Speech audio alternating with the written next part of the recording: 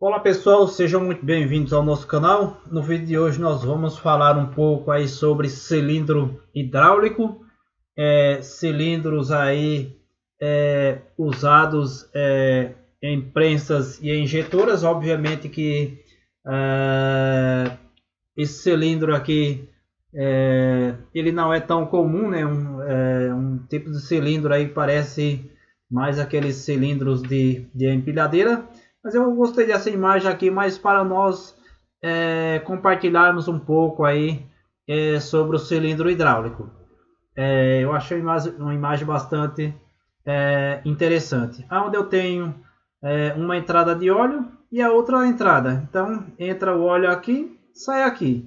Se ele entra aqui, ele sai aqui. Obviamente que quando o óleo está entrando aqui, quem está saindo aqui é o óleo dessa câmera aqui. Quando o óleo está entrando nessa câmera, quem está saindo aqui é o óleo que está aqui após o êmbolo do cilindro. Então nós temos aqui entrada e saída, ou vice-versa, o corpo do cilindro hidráulico.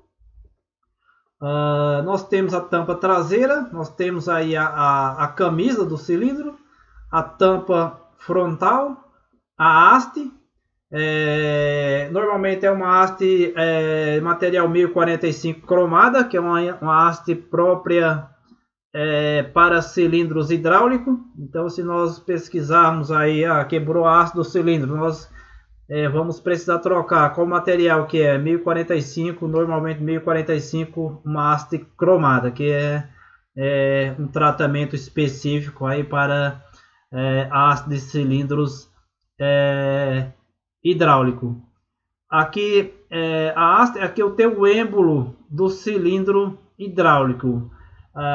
Qual é a função do êmbolo do cilindro hidráulico? É ele vedar a passagem de óleo da câmara A para a câmara B do cilindro hidráulico. Então, se eu estou injetando pressão de óleo aqui, o óleo dessa câmara não passa para essa câmara. Quem está retornando aqui é o óleo que está na câmara traseira aqui do cilindro hidráulico. Obviamente que se eu estou com o cilindro recuado, totalmente recuado, eu tiro a conexão desse lado aqui e eu injeto pressão hidráulica nessa câmara. Se o óleo passar dessa para se sair óleo aqui nessa conexão, isso quer dizer que essa vedação ela pode estar estourada e não está vedando. Aqui eu tenho duas gachetas, uma gacheta e outra gacheta. Aqui também na tampa eu tenho aqui um anel guia. Não é todos os cilindros que tem um anel guia, mas é mais comum que ele tenha a gacheta de vedação e aqui na saída aqui um anel raspador, uma gacheta raspadora, ou o anel ou apenas só anel raspador. Um detalhe bastante importante que eu quero frisar nesse vídeo aqui, pessoal, é com relação à posição da gacheta.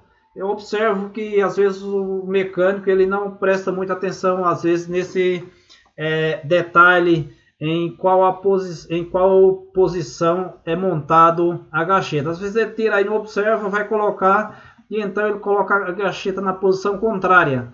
Ou seja, o Vzinho da gacheta aqui é sempre na posição em que está vindo o óleo hidráulico, que está vindo a pressão hidráulica. Observe que no êmbolo ela está o contrário aqui. Então eu estou injetando pressão hidráulica desse lado, veja que o Vzinho está para cá. Eu estou injetando pressão hidráulica desse lado, veja que o Vzinho está para lá. Então ele é sempre na posição contrária aí. Ou seja, a parte aberta do lado aí em que eu estou injetando a pressão hidráulica. E esse tipo de gacheta, essa gacheta aberta aí, é muito comum nós usarmos a gacheta de material poliuretano. Para essa gacheta aberta, a de borracha nitrílica muitas vezes não é muito boa, pelo fato de ser um material mole aí e muitas vezes permite a passagem de óleo. Então seria esse tipo de gacheta aí, uma gacheta de poliuretano. Então nós falamos rápido aí sobre o cilindro hidráulico, camisa, tampa, haste, êmbolo, as gachetas de vedação. Obviamente que nem sempre no êmbolo é gacheta de vedação, muitas vezes é um outro tipo de vedação aí. Mas a melhor vedação, na minha opinião, é a gacheta, porque ela veda 100%. Outros tipos de vedação aí, eles não vedam 100%. Então, quando eu quero um cilindro hidráulico com vedação 100% no êmbolo, então, quando o êmbolo não é com gacheta, eu faço a substituição do êmbolo. Eu peço para a ferramentaria fazer a usinagem de um novo êmbolo aí, e coloco com a gacheta. Como, por exemplo, vou dar algum exemplo aqui só como saber aí a medida que eu vou usar da gacheta. Digamos que eu vou usar a gacheta aqui no êmbolo, como saber qual gacheta que eu vou usar? Então eu meço esse diâmetro aqui do encaixe aqui da gacheta. Eu meço aqui o diâmetro interno aqui, o espaço que tem da camisa. Então o diâmetro interno da gacheta seria esse, daqui aqui. O diâmetro externo seria o espaço da camisa aqui. Obviamente, quando eu tirar essa tampa, eu tenho como colocar o paquímetro aqui. E a altura da gacheta. Então é dessa forma que eu consigo fazer a medição aí, comprar a gacheta correta para o cilindro. Digamos que aqui deu 40, aqui o interno deu 40, digamos que o externo aqui deu 50, seria o diâmetro interno da camisa, que deu 50, então vai ser o externo da gacheta. Então aqui no êmbolo vai ser o interno da gacheta, aqui na camisa, na parte de dentro, vai ser o externo da gacheta, e aqui a altura. Então digamos que aqui deu 40 e a camisa aqui, o espaço deu 50 e a altura, sei lá, deu 6. Então nós estamos no catálogo aqui da Vedabras, no modelo de gacheta aqui U-4, que é aquele modelo de gacheta lá. Obviamente que a gacheta aberta tem outros modelos de gacheta.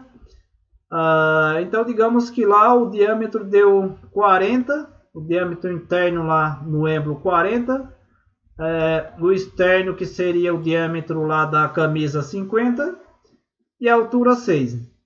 Então é exatamente a medida que está lá que eu compro a gacheta para montar lá no cilindro. Obviamente que a altura normalmente lá no canal dá um pouco mais de 6, né? Ou seja, tem uma pequena folga aí.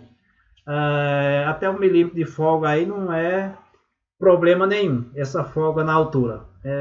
Pode montar tranquilamente aí. Obviamente que tem aí catálogos aí de tolerâncias de folga, mas se eu colocar aí com certa folga, uma folga até 1 milímetro aí, isso não é problema. Obviamente que tem as tolerâncias aí na usinagem mecânica, que tem todo aquele padrão, mas na prática, se você colocar com um pouquinho de folga, isso não é problema. Obviamente que essas duas aqui eu coloco redondo na medida redondinha. Por exemplo, se lá deu 40, então o diâmetro interno da gacheta é 40. Se a camisa deu 50, então o externo aqui é 50. Mas eu vou usinar o êmbolo. Então eu faço a usinagem de 40, o interno, a camisa lá já vai ser 50. E aqui eu deixo uma folga aí de 6,5 décimos aí de folga, tranquilamente. Então uma folgazinha aí para a gacheta trabalhar tranquilo. Porque se tiver muito justo ali, muito apertado, ela precisa fazer a dilatação na hora do encaixe. Então muitas vezes você não consegue fazer o encaixe se tiver muito justo essa altura aqui. Eu não estou falando assim da parte de usinagem técnica, obedecendo todas as tolerâncias, é mais para que nós possamos entender na prática como que funciona e dá para montar aí perfeitamente. Então, só frisando uma vez mais, na posição da gacheta, é muito importante o mecânico aí, seja o eletromecânico, ele observar a posição em que deve ser montado a gacheta. Veja que na tampa vai ser sempre dessa posição, o Vzinho para baixo aí na direção de dentro do cilindro. Na tampa aqui não vai mudar, vai ser sempre assim.